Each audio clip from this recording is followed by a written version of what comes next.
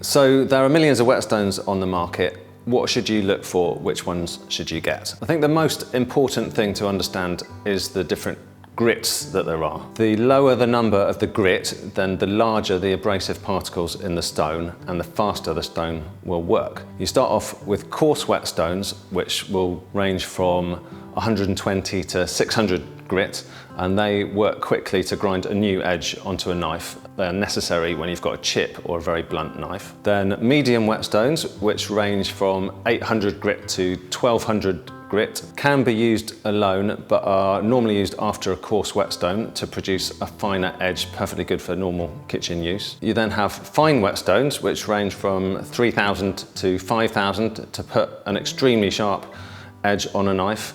And finally, you have polishing whetstones, which are 6000 grit and above and produce a mirror finish and a shaving sharp edge. For coarse and medium stones, then synthetic man-made stones are actually better. But for fine and polishing stones, then nothing can beat natural stones. They're absolutely amazing.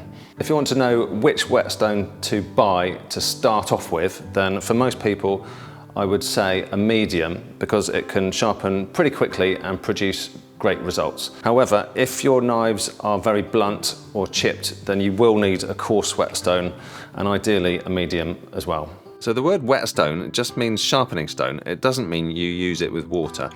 Most whetstones are used with water though, and these are called water stones. Soaking stones need to be soaked before use and dried properly afterwards, but have a better feel and can produce better results. Then you have splash and go stones, which don't absorb water. These are quicker to use and quicker to dry.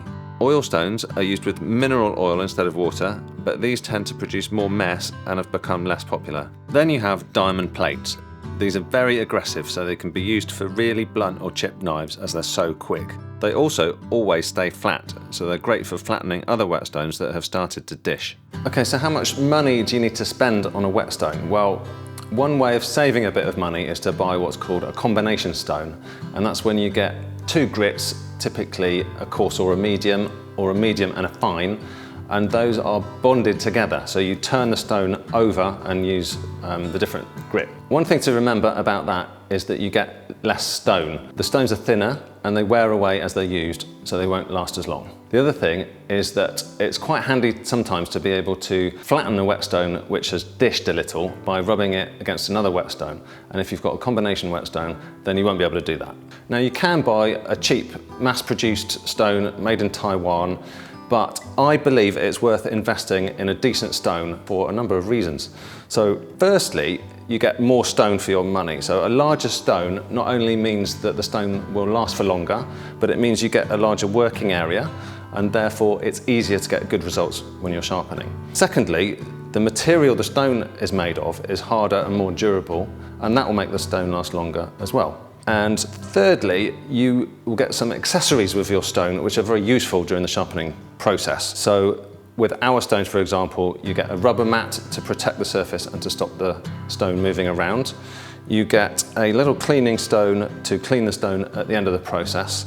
And you get an angle guide to help you set the angle at the beginning of the process, and a wooden box to store it in. So in conclusion, I recommend buying the best whetstone you can afford, as this will increase the chances of you getting the results that you want from sharpening.